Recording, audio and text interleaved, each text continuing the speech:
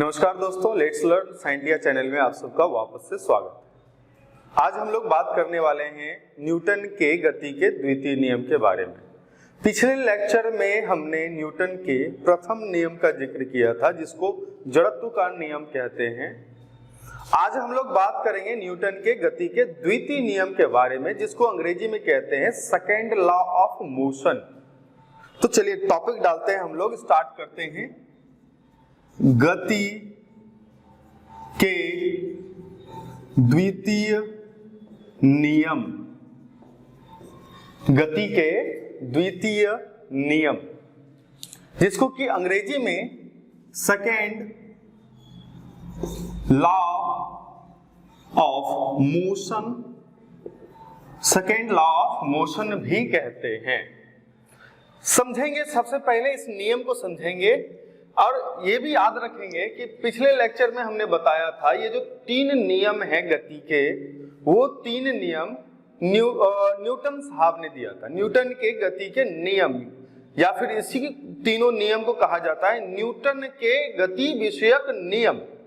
इसी गति विषयक नियम ने पहला नियम हमने जड़त्व का नियम पढ़ा था और दूसरा जो नियम है हमारा वो है गति का द्वितीय नियम या सेकेंड लॉ ऑफ मोशन। तो याद रखेंगे इस नियम में क्या कहते हैं न्यूटन साहब, इसको समझना जरूरी है। पिछले लेक्चर में हमने पढ़ा था कि जो संवेग होता है, संवेग हमने बताया था कि संवेग मतलब इंपैक्ट होता है। तो जो संवेग होता है वो होता है द्रव्यमान, द्रव्यमान गुना वेग, जिसको P से और द्रव्यमान को M से, वेग को V से। ऐसा हमने एक फॉर्मूला डेराइव किया था जड़त्व के नियम के बाद कि संवेग किसी वस्तु का संवेग उसके द्रव्यमान और उसके वेग के गुणनफल के बराबर होता है। अब जो है हमारा तीसरा नियम वो संवेग पर ही आधारित है।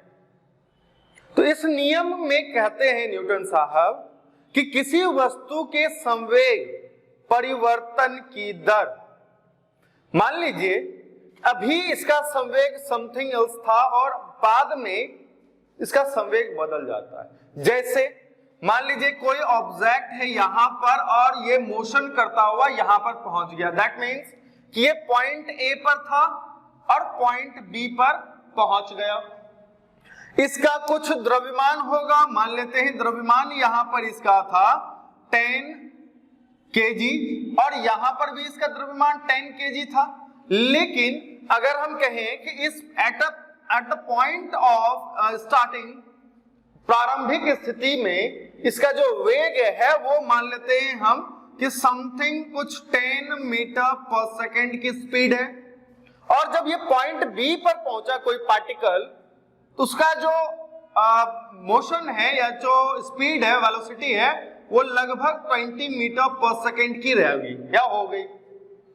इस कंडीशन में अगर हम देखें तो at the point of A point पर जो संवेग है, जो P है, वो क्या हो जाएगा 10 into 10 kg metre per second square. कल मैंने बताया था कि kg metre per second square संवेग का मात्रक होता है।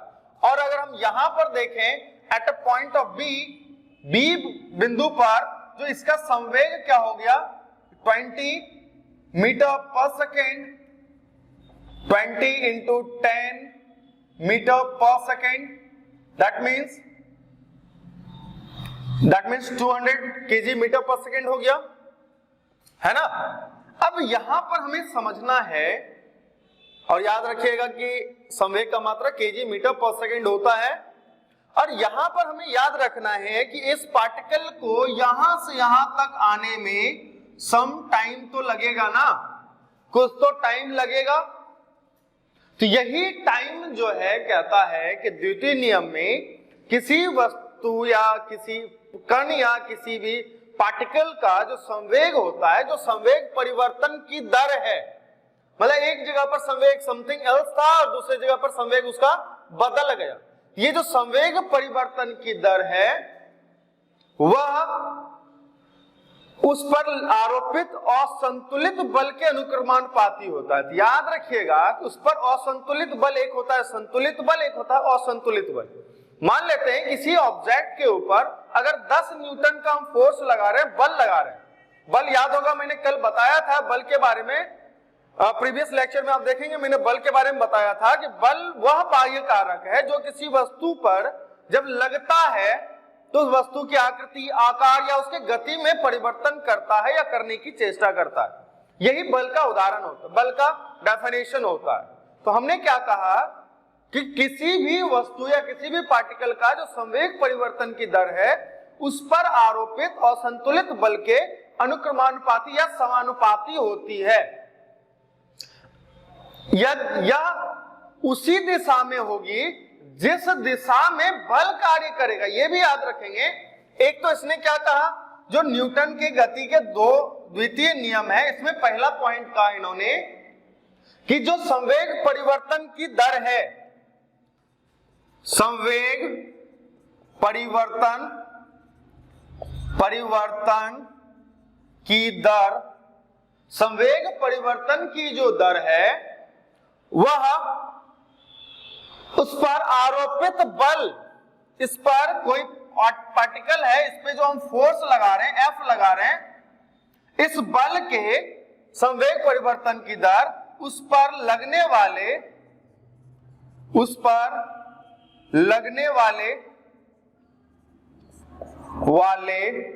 बल के समानुपाती होती है। हमने कहा कि गति का जो दूसरा नियम है उसमें कह रहे हैं न्यूटन साहब कि संवेग परिवर्तन की जो दर है उस पर लगने वाले बल के समानुपाती होती है।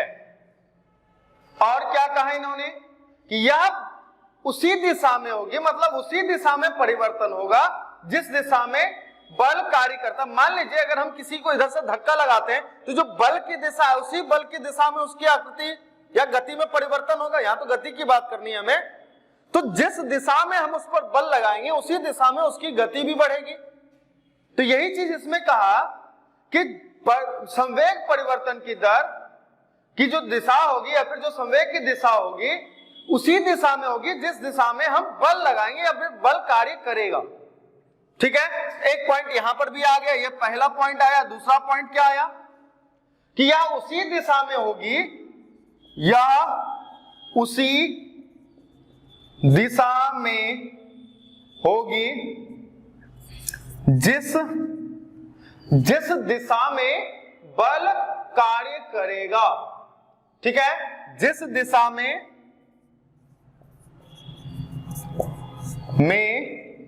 बल कार्य करेगा। ठीक है, ये भी याद रखेंगे। अब इससे जो डेराइव होता है फॉर्मूला उस पर हम लोग चलते हैं। मान लेते हैं, क्योंकि साइंस में मानना बहुत बड़ी चीज है ना, तो मानते हैं कि जो कोई ऑब्जेक्ट है उसका द्रव्यमान समथिंग एल्स है, कुछ तो है उसका द्रव्यमान। लेट करते हैं, एज्यूम करते हैं कि किसी वस्तु का द्रव्यमान, किसी वस्तु का द्रव्यमान जो है वो m है और इस वस्तु को बल दिया हमने, यह मोशन में आएगा। इसकी कुछ प्रारंभिक वेग होगी तो लिखते हैं प्रारंभिक वेग। याद होगा जब हमने मोशन के बारे में, गति के बारे में पढ़ा था स्टार्टिंग में, तो हमने वेग के बारे में बात किया था, तो वही प्रारंभिक वेग है, प्रारंभिक वेग। ठीक है, तो प्रारंभिक वेग को u से डिनोट करते हैं और एक आता है आपका अंतिम वेग, v से डिनोट करते हैं।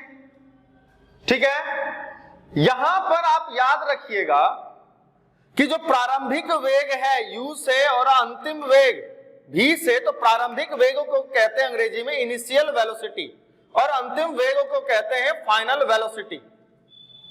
मतलब कि यहां पर हम मान रहे हैं कि माना कि m पार्टिकल है, मान लिया कि हमारा जो पार्टिकल है उसका द्रव्यमान जो है वो 10 kg के जगह पर m है और इसका स्टार्टिंग में जो वेलोसिटी है वो u है, ठीक है। और ये सीधी रेखा पर चल रही है, सीधी रेखा पर चलते चलते इसको t टाइम लगा पॉइंट B पर पहुंचने में, और ये जब पॉइंट B पर पहुंचा तो इसका द्रव्यमान तो एज इट इज रहेगा, द्रव्यमान तो हम m कह सकते हैं, m रहेगा हमारा, है ना, क्योंकि द्रव्यमान जो है अनचेंज रहता है, कभी बदल नहीं सकता है, ये कांस्टेंट होता है। लेकिन यहां पर जो वेग है वो वेग तो चेंज होगा ना, अंतिम में जाके ये हो जाएगा आपका फाइनल वेलोसिटी या फिर अंतिम वेग बन जाएगा। इस स्थिति में यहां पर देख रहे हैं तो यहां पर इसकी वेलोसिटी u है और उसका द्रव्यमान m है, ठीक है, और यहां पर इसकी वेलोसिटी v है और m है। तो कहते हैं कि माना कि m द्रव्यमान की कोई वस्तु u प्रारंभिक वेग से सीधी रेखा पर चल रही है, t समय तक एक निश्चित बल, t समय तक मान लिया कि t समय लगा इसको, एक निश्चित बल जो है हम इस पर आरोपित कर रहे हैं, तो वस्तु का वेग जो है वो फाइनल में जाके v हो जाता है। इस स्थिति में जो है इसके दो संवेग होंगे, एक प्रारंभिक संवेग होगा और एक अंतिम संवेग होगा। तो हम यहां पर लिखते हैं प्रारंभिक संवेग, साइड में चलते हैं हम लोग और यहां पर लिखते हैं, आप लोग भी साथ में नोट करते चलेंगे तो ज्यादा आसान हो जाएगी चीजों को याद करने में। चलिए यहां पर लिखा हमने प्रारंभिक संवेग, ये जो प्रारंभिक संवेग है वो क्या हो जाएगा, द्रव्यमान, द्रव्यमान तो एज इट इज रहेगा, गुना प्रारंभिक वेग, गुना प्रारंभिक वेग। तो यहां पर प्रारंभिक संवेग को मान लेते हैं P1, क्योंकि संवेग को P से डिनोट करते हैं, इसीलिए प्रारंभिक संवेग को हमने मान लिया P1 है। तो इस स्थिति में अगर हम देखेंगे तो इसका जो संवेग होगा वो क्या होगा, m इंटू यू, क्योंकि द्रव्यमान m और प्रारंभिक वेग u है। और यहां पर देखें अगर अंतिम वेग या फिर अंतिम संवेग, अंतिम संवेग, तो इसकी जो अंतिम संवेग होगी वो भी द्रव्यमान गुना अंतिम वेग के बराबर होगी। तो यहां पर इसको अंतिम संवेग को P2 मान लेते हैं और जो द्रव्यमान है वो तो एज इट इज कांस्टेंट रह गया, लेकिन जो वेग है उसमें परिवर्तन हो गया जिसको हमने v का। तो यहां पर हमें मिल गया P2 बराबर m इंटू v। अब चलते हैं हम न्यूटन के द्वितीय नियम को सॉल्व करने की। तो इस नियम के आधार पर इन्होंने कहा था कि संवेग परिवर्तन की दर, संवेग परिवर्तन की दर उस पर लगने वाले बल के समानुपाती होता है। तो हम लोग सॉल्व करके देखते हैं द्वितीय नियम के अनुसार, द्वितीय नियमानुसार कि द्वितीय नियमानुसार क्या चीजें हमें मिली। तो हमने कहा कि जो बल है F, जो बल है यहां पर हमने दिखाया है कि F बल लग रहा है, ये भी वेलोसिटी पर पहुंच गया U से। तो कहता है कि जो संवेग परिवर्तन की दर है, तो प्रारंभिक संवेग इसका P1 है, प्रारंभिक संवेग इसका P1 है और अंतिम संवेग P2 बन गया। तो वही कहता है कि जो फोर्स है उस पर लगने वाले जो संवेग परिवर्तन की दर है, मतलब P2 माइनस P1 जो है बटे T, ये उस पर लगने वाले बल के समानुपाती है। यहां पर इसको याद रखेंगे, इस तरह से लिखेंगे हम लोग।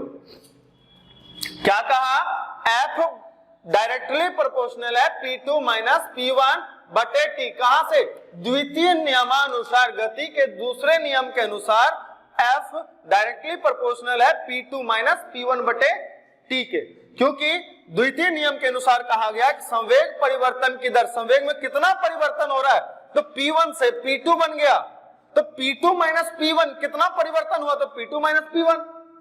तो यहां पर उस पर लगने वाले बल के समानुपाती है, तो बल के समानुपाती है। तो यहां से तो मिल गया हमें। इसी को थोड़ा डिसॉल्व करके देखते हैं क्या क्या चीजें मिलती है हमें।